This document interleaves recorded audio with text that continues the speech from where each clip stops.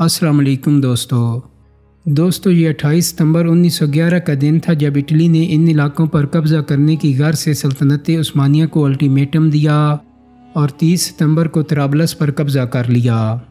کہا جاتا ہے کہ اٹلی کی فوجوں نے طرابلس کے مسلمانوں پر ظلم و ستم اور قتل و غارت کا بازار گرم کر دیا۔ تاہم طرابلس کے باسیوں نے بے شمار قربانیاں دے کر اطالوی فوج کو ساحل کی طرف دھکیل دیا۔ جنگ کے تقریباً ایک سال بعد 13 نومبر 1912 کو مولانا ابوالکلام آزاد کی عدالت میں شائع ہونے والے مشہور جریدے الہلال نے اس جنگ کے بارے میں ایک خصوصی مضمون شائع کیا۔ اس مضمون میں لکھا تھا کہ اس جنگ نے صدیوں کے بعد اسلامی تاریخ کے ابتدائی دور کے غزوات اور مجاہدات کے واقعات زندہ کر دیے اور مدتوں بعد عرب دنیا کو موقع ملا کہ ان کی اصلی جوہر نمایاں ہوں۔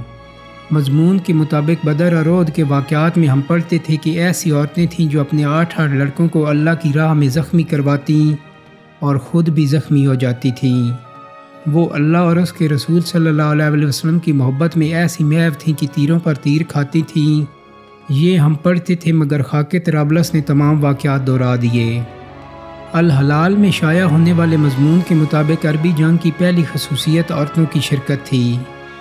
جنگ طرابلس کے لیے جب اطراف و جوانب اور اندرونی صحرا سے قبائل جمع ہونے لگے تو ہر قبیلے کے سردار کے ہمراہ اس کا پورا خاندان تھا۔ ان میں ہر طرح کی عورتیں تھیں۔ وہ نوجوان لڑکیاں بھی تھیں جن کے ابھی کھیل کود کے دن تھے، بوڑھی عورتیں بھی تھیں اور بہت سی عورتیں ایسی بھی تھیں کہ ان کی گود میں چھوٹے چھوٹے بچے تھے اور وہ ان کو الگ نہیں کر سکتی تھیں۔ مضمون کے مطابق ادارتی ٹیموں نے وہ تصویریں بھی دیکھی ہیں جن میں کسی عورت نے ایک طرف تو گود میں بچہ اٹھا لیا ہے اور دوسری جانب پانی کی مشق ہے۔ جنگ طرابلس میں جن قبائل نے سب سے زیادہ فعال کردار ادا کیا ان میں ایک مشہور قبیلہ البراسا تھا جو افرادی قوت اور اثر و رسوخ کے لحاظ سے اندرون طرابلس کا سب سے بڑا قبیلہ سمجھا جاتا تھا۔ اس قبیلے کے سردار کا نام شیخ عبداللہ تھا۔ روایات کے مطابق شیخ عبداللہ نے جنگ کے آغاز سے اختتام تک انتہائی جرأت مندانہ کردار ادا کیا اور انہوں نے نہ صرف اپنے قبیلے کو جنگ کے لیے تیار کیا بلکہ ارد گرد کے دوسرے قبائل کو بھی اس پر آمادہ کیا۔ جنگ میں حصہ لینے والے تمام ترک افسر اس بارے میں متفق ہیں کہ اگر شیخ عبداللہ شروع سے ہی جنگ میں ان کا ساتھ نہ دیتے تو بعد کی کامیابیاں ہرگز حاصل نہ ہو سکتی تھیں۔ عبداللہ نے اپنا تمام مال و متاع ترک افسروں کے سپرد کر دیا اور اپنے قبیلے ہی نہیں بلکہ اپنے خاندان کے تمام افراد کو دشمن کے سامنے کھڑا کر دیا اور خود ان کی قیادت کا فریضہ سنبھال لیا۔ شیخ عبداللہ کا تمام خاندان مصروف جہاد تھا۔ ان کی صرف ایک بیٹی تھی جن کا نام فاطمہ تھا اور اس جنگ کے وقت ان کی عمر 13 یا 14 برس تھی۔ ان کی خدمات کو دیکھ کر تمام ترک افسر اور سپاہی حیران ہو جاتے تھے۔ فاطمہ تو آبروئے امت مرحوم ہے، ذرا ذرا تیری مشت خاک کا معصوم ہے۔ یہ سعادت حور صحرائی تیری قسمت میں تھی، غازیان دین کی سکائی تیری قسمت میں تھی۔ یہ جہاد اللہ کے راستے میں بے تیغ و سپر ہے، جسارت آفرین شوق شہادت کس قدر۔ یہ کلی بھی اس گلستان خزاں منظر میں تھی، ایسی چنگاری بھی یارب اپنی خاکستر میں تھی۔ دوستو، علامہ محمد اقبال کی اس نظم میں فاطمہ بنت عبداللہ کا تذکرہ اس عقیدت کے ساتھ کیا گیا ہے جس کا اظہار عام طور پر مذہبی شخصیات کے لیے ہی کیا جاتا ہے۔ ان کے مجموعے بانگ درا میں شائع ہونے والی اس نظم کے بارے میں مشہور ہے کہ یہ جنگ طرابلس میں بہادری اور شجاعت کی مثال بننے والی ایک 14 سال کی لڑکی کے بارے میں ہے۔ یہ جنگ مسلم دنیا کے لیے ایک انتہائی اہم معرکہ تھا کیونکہ اس سے قبل طرابلس اور سیرینیک شمالی افریقہ کے ایسے علاقے تھے جو یورپی ممالک کے تسلط سے آزاد تھے اور وہاں سلطنت عثمانیہ کا پرچم لہراتا تھا۔ فاطمہ کی وہ تصویر ڈاکٹر اسماعیل تبانی بک نے کھینچی جو لکھتی ہیں، سب سے پہلے میں نے اس معصوم انسان کو اس وقت دیکھا جب میں پہلی مرتبہ اپنی جماعت لے کر عزیزیہ سے زوارہ آیا۔ عورتوں اور لڑکیوں کے لشکر میں کمی نہ تھی کیونکہ عرب پورے خاندان کے ساتھ شریک جہاد ہوئے تھے، لیکن چند مخصوص باتیں فاطمہ میں ایسی نظر آتی تھیں جن کی وجہ سے وہ ہزاروں لوگوں میں بھی پہچان لی جاتی تھی۔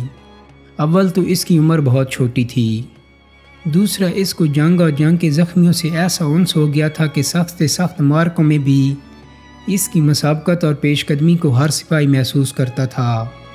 جنگ خواہ حملے کی و خواہ مدافعت کی، ساحلی بیڑے سے توپوں کی بارش ہو رہی ہو یا تلواروں اور سنگینوں کے سامنے صفے ہوں، مگر زخمی مسلمانوں کی اس کے لیے ایک ایسی کشش تھی جس کو سن لینے کے بعد محال ہو جاتا تھا کہ اس کی چھوٹی سی مشق اپنے فرض کو بھول جائے۔ ڈاکٹر اسماعیل تبانی مزید لکھتے ہیں، میں نے ایک مرتبہ دیکھا کہ بارود کے دھوئیں سے تمام فضا تاریک ہو رہی ہے، کانوں کے پردے توپوں کی سامع شکن فضاؤں سے پھٹ رہے ہیں، گولوں کے پھٹنے سے ایک عارضی روشنی نمودار ہو جاتی ہے، مگر اس کے ساتھ ہی انسانی چیخیں گولوں کے گرج کے ساتھ مل کر ایک عجیب وحشت انگیز ہنگامہ برپا کر دیتی ہیں۔ ایسے جگر پاش اور زہر گداس عالم میں وہ معصوم ہرنی اس طرح دوڑ رہی ہے کہ معلوم ہوتا تھا کہ مظلوم و محتاج زخمیوں کی خبرگیری کے لیے کوئی فرشتہ ربانی آسمان سے اتر آیا ہے اور اللہ نے ہوا اور زمین کو اس کے تابع کر دیا ہے۔ انسانی لاشیں ایک پر ایک گر رہی تھیں، مگر ہر نئی لاش کے گرنے کی آواز خوف کی جگہ اس میں قوت کی نئی روح پیدا کر دیتی تھی۔ ان کے مطابق یہ حالت دیکھ کر وہ بے اختیار ہو گئے۔ کچھ بعید نہیں کہ ایسے خطرناک اور یکسر موت و ہلاکت کے عالم میں یہ چہرہ ہمیشہ کے لیے نظروں سے چھپ جائے۔ میں نے ارادہ کر لیا کہ اب کے مرتبہ اگر وہ نمودار ہوئی تو کسی نہ کسی طرح اسے پکڑ لوں گا اور سمجھاؤں گا کہ موت کی اس درجہ آرزومند کیوں ہو گئی ہو۔ پھر ڈاکٹر اسماعیل نے بچی پر ترس کھا کر اسے اپنی جان بچانے کا کہا بھی تو اس نے ایک نہ سنی۔ تھوڑی ہی دیر کے بعد ایک چھوٹا سا سایہ قریب سے گزرا۔ میں نے لپک کر اس کا ہاتھ پکڑ لیا اور کہا، کیا تجھے نہیں معلوم کہ تم اپنے باپ کی ایک ہی بیٹی ہے؟ جواب آیا، چھوڑ دو۔ کیا تم بھول گئے کہ اسلام اور وطن کے کتنے فرزند یہاں پیاس سے دم توڑ رہے ہیں؟ یہ کہہ کر فاطمہ ان کی نظروں سے اوجھل ہو گئی۔ سن 1912 کا ایک گرم دن تھا اور زور کا وقت تھا۔ اطالوی توپیں آگ برسا رہی تھیں اور فاطمہ کے والد شیخ عبداللہ جنگ میں شریک تھے۔ ان کی بیوی اور بیٹی فاطمہ بھی زخمیوں کی دیکھ بھال میں مصروف تھیں۔ عصر کے وقت عرب مجاہدین کا ایک دستہ حملہ آوروں پر ٹوٹ پڑا اور ایک ترک افسر احمد نوری بھی اپنے 30 سپاہیوں کو لے کر آگے بڑھے۔ فاطمہ بھی ان کے ساتھ تھیں۔ اطالوی فوجیوں نے ترک دستے کو گھیر لیا، مگر ترکوں نے شجاعت سے کام لیتے ہوئے اپنے لیے رستہ بنا لیا۔ تاہم اس کوشش میں ان کے 4 سپاہی زخمی ہو گئے۔ فاطمہ نے دوڑ کر اپنا مشکیزہ ایک زخمی سپاہی کے سینے پر رکھ دیا۔ وہ چاہتی تھی کہ مشکیزے کا منہ زخمی کے ہونٹوں سے لگا دے، مگر اسی لمحے ایک اطالوی سپاہی نے اسے گریبان سے پکڑ لیا۔ فاطمہ نے بجلی کی سی تیزی سے زخمی ترک سپاہی کی تلوار اٹھائی اور اطالوی سپاہی پر وار کیا کہ اس کے دائیں ہاتھ کا پنجہ کٹ کر لٹک گیا۔ فاطمہ دوبارہ اپنے کام میں مشغول ہو گئی۔ تاہم اطالوی سپاہی نے پیچھے ہٹ کر بائیں ہاتھ سے بندوق اٹھائی اور پے در پہ 3 گولیاں فاطمہ کو دے ماریں۔ دوستو، یاد رہے کہ اس معرکے میں 3000 عربوں اور ترکوں نے تقریباً 12000 اطالوی فوجیوں کو شکست دی تھی۔ جنگ کے بعد لوگ اپنے زخمی اور شہید ہونے والے ساتھیوں کی تلاش میں نکلے تو 4 بہادر ترک بے ہوش پڑے تھے اور ان کے پاس ہی فاطمہ کی لاش تھی۔ پانی کا مشکیزہ ترک سپاہی کے سینے پر پڑا تھا، لیکن مشکیزے کا منہ زخمی کے لبوں پر نہ تھا، جس سے معلوم ہوتا تھا کہ فاطمہ ترک سپاہی کو پانی پلانے سے پہلے ہی شہید ہو گئی تھی۔ دوستو، امید کرتا ہوں کہ میری آج کی ویڈیو آپ کو پسند آئی ہوگی۔ اگر ویڈیو اچھی لگی ہے تو اس کو لائک اور شیئر کر دیں۔ میرے چینل کو سبسکرائب کرنے کے ساتھ ساتھ بیل آئیکن کو بھی کلک کر دیں تاکہ آپ کو میری آنے والی مزید ویڈیوز کے نوٹیفیکیشن ملتے رہیں۔ بہت جلد ہی ایک نئی ویڈیو کے ساتھ ملاقات ہوگی۔ اپنا بہت سارا خیال رکھیے گا۔ اللہ حافظ۔